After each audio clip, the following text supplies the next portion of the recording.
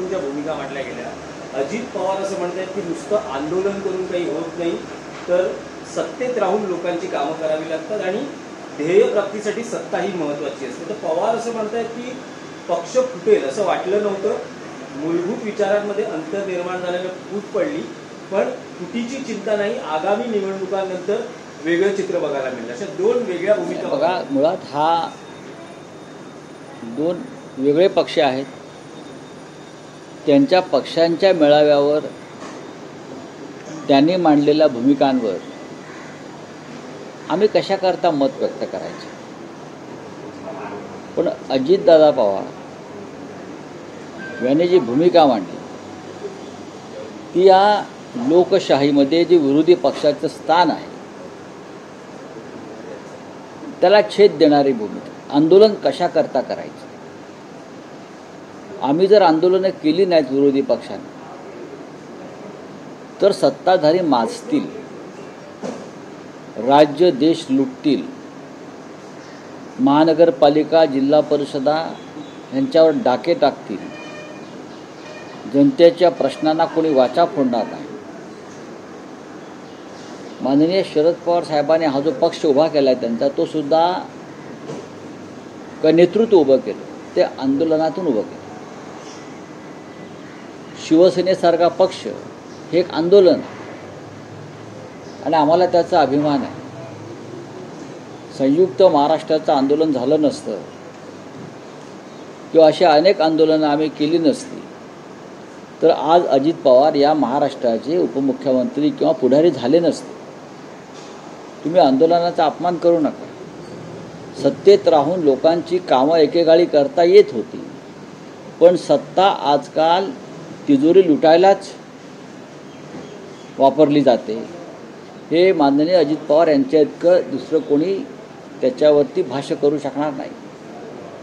गेल्या 10 वर्षात भारतीय जनता पक्ष आणि त्यांच्याबरोबर असलेल्या लोकांनी सत्तेत राहून सर्व क्षेत्रात, आरोग्य असेल, सामाजिक न्याय असेल, महसूल असेल, शिक्षण असेल, असं एकही विभाग नाही की जिथे लूटमार केली नाही सत्तेत राहून. आणि जनतेचे कोणते प्रश्न मार्गी लावले हे तुम्ही नरेंद्र मोदी यांना विचारा, जाऊन विचारा त्यांना ना कोणते प्रश्न मार्गी लागले. सत्ता आहे, मजबूत सत्ता आहे. हां, एक अकेला सब पर भारी अशी सत्ता आहे. तरीही प्रेसिडेंट ट्रम्प यांनी दम देताच पाकिस्तान बरोबरचा दहशतवादाविरुद्धचा संघर्ष तुम्हाला थांबवावा लागला. ही सत्ता आहे मिस्टर अजित पवार.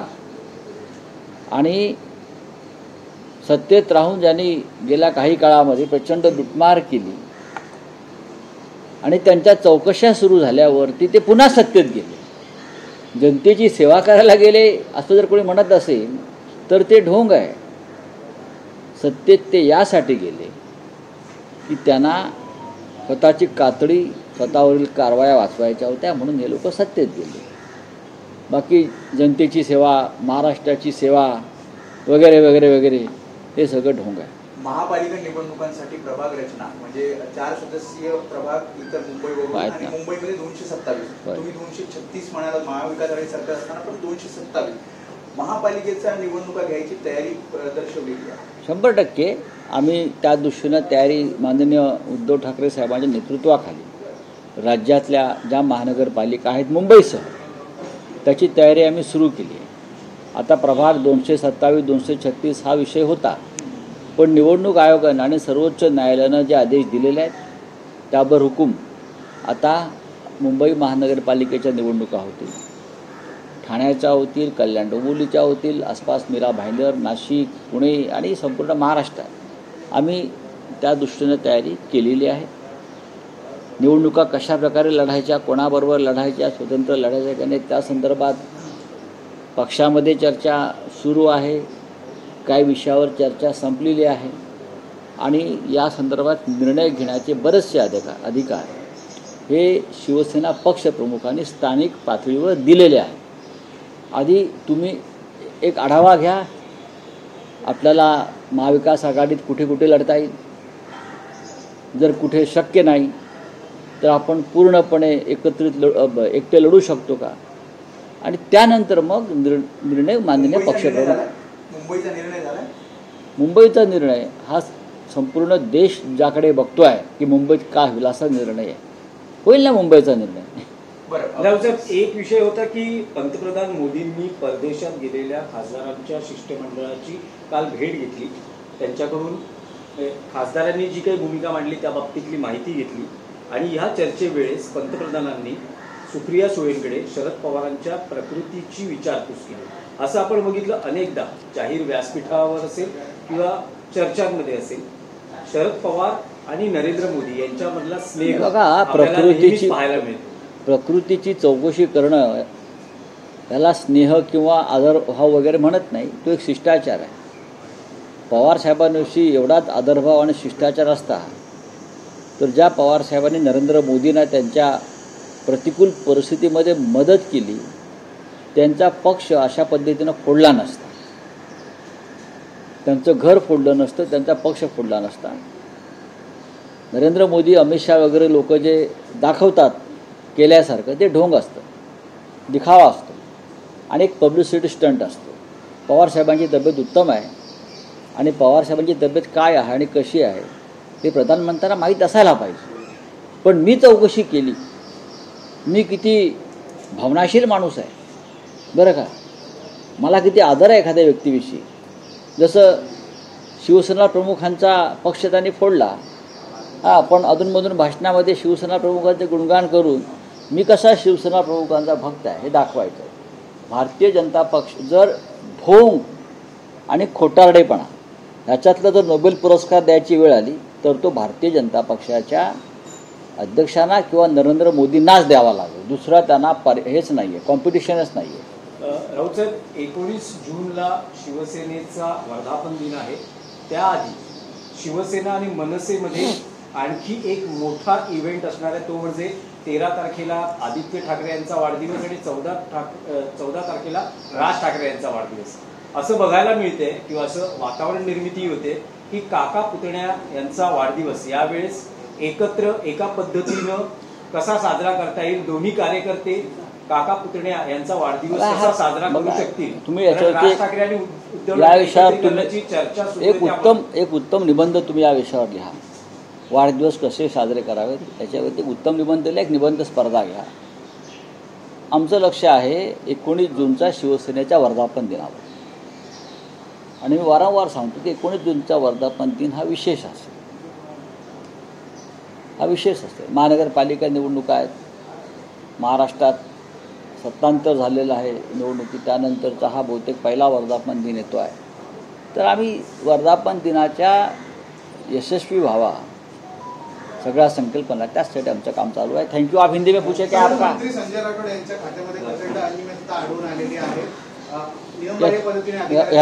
याचं जे उत्तर आहे ते अजित पवारांनी द्यायचं आहे, कारण त्यांना जी सत्ता कशा करता हवी आहे ते लोकांची कामं करता यावीत म्हणून हवी असं ते म्हणत होते. त्यांच्याच मांडीला लावून बसणारे संजय राठोड हे एक सहकारी आहेत. त्यांनी सत्तेत राहून कसे भ्रष्टाचार, घोटाळे, खून, हत्या, दरोडे टाकले आहेत त्याच्यावरती एकदा अजित पवारांनी महाराष्ट्राला प्रवचन दिलं पाहिजे. एक आणखी विषय एनसीपीला की जयंत पाटील यांनी स्वतःला प्रदेशाध्यक्ष पदावरून स्वतःला दूर करा, कारण जवळपास 7 वर्ष इतका कालावधी आपण या पदावर राहिलेलो आहोत आणि नव्या नेतृत्वाला संधी द्या अशी भूमिका व्यक्त केली आहे. त्याबद्दल काय सांगाल, कारण आता नव्या प्रदेशाध्यक्षांचाही शोध. बघा, जयंतराव पाटील एक प्रगल्भ विचार असलेले नेते आहेत.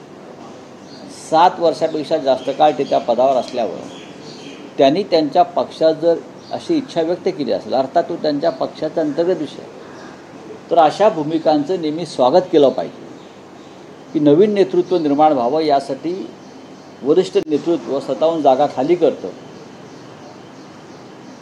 हे सर्वत्र व्हायला पाहिजे. देशाच्या पंतप्रधानांनी ते केलं पाहिजे, महाराष्ट्रातल्या इतर प्रमुख लोकांनी हे केलं पाहिजे, सरकारमधले जे लोक बसलेत त्यांनी केलं पाहिजे. जयंत पाटलांनी एक आदर्श घालून दिलेला आहे. आता नरेंद्र मोदी 75 वर्षाचे होते सप्टेंबर महिन्यात, आणि त्यांच्या पक्षामध्ये एक परंपरा आहे की 75 वर्षानंतर सत्तेत राहायचं नाही. त्याच्यामुळे देशाच्या नजरा या पंतप्रधानांच्या निर्णयाकडे आम्ही चला बोलिए। प्रधानमंत्री मोदी ने कल डेलीगेशन को बाहर गए तो उसको मुलाकात की, कैसे देखते हैं इस मुलाकात को? देखिए, प्रधानमंत्री इस प्रकार के इवेंट हमेशा करते रहते हैं। प्रधानमंत्री ने अब तक अपनी भूमिका स्पष्ट नहीं की है कि भारत और पाकिस्तान का जो युद्ध विराम हुआ है वो प्रेसिडेंट ट्रंप के दबाव में हुआ है या नहीं हुआ है। हम ये जानना चाहते हैं कि क्या हुआ। अब तक 15 बार, उससे भी ज़्यादा, प्रेसिडेंट ट्रंप ने कहा है कि मैंने मोदी को कहा कि आपका जो टेररिज्म के खिलाफ जो संघर्ष चल रहा है वो रुकवा। लेकिन उसके ऊपर ना मोदी जी बोलते हैं ना हमारे डिफेंस मिनिस्टर बोलते हैं। वो डेलीगेशन गए आ गए, उसके ऊपर तो चर्चा होगी, उसमें क्या है। लेकिन हमको ये जानना, देश ये जानना चाहते हैं, नेशन वांट टू नो, क्या प्रेसिडेंट ट्रंप ने हिंदुस्तान में हस्तक्षेप किया है। उस बारे में अगर डेलीगेशन में बात हुई है प्रधानमंत्री मोदी की तो मैं उनको महत्व दूंगा। ममता बनर्जी ने खबर की है, हाँ? ममता बनर्जी ने जिस तरीके से बयान देने ने कहा कि मोदी सरकार की आलोचना की है कि मौका था पीओके पाने का, लेकिन ये सुनहरा मौका खो दिया। डेफिनेटली देश के 140 करोड़ जनता के मन में यही था कि अब मोदी पीओके लेकर ही रहेंगे।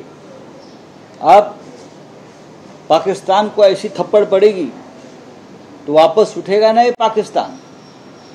हाँ, पीओके के पाकिस्तान के 4 टुकड़े करेंगे।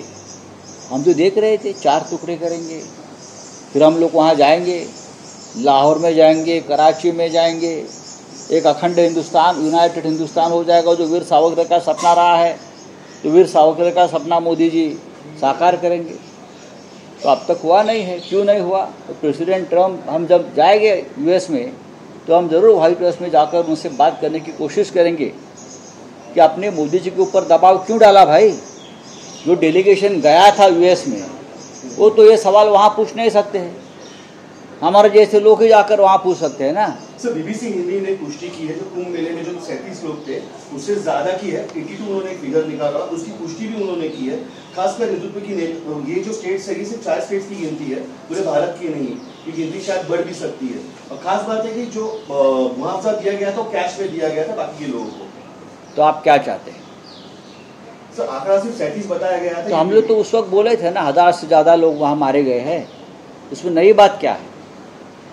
जब हुआ था ये भगदड़ और लोग मारे गए थे और आंकड़ा आया, तभी हमने कहा था कि जिस प्रकार का हादसा हम देख रहे हैं तो 1000 से भी ज़्यादा लोग मारे गए हैं और 10,000 से ज़्यादा लोग वहाँ से लापता हुए हैं। अब तक उनका आता पता नहीं चला। चलिए।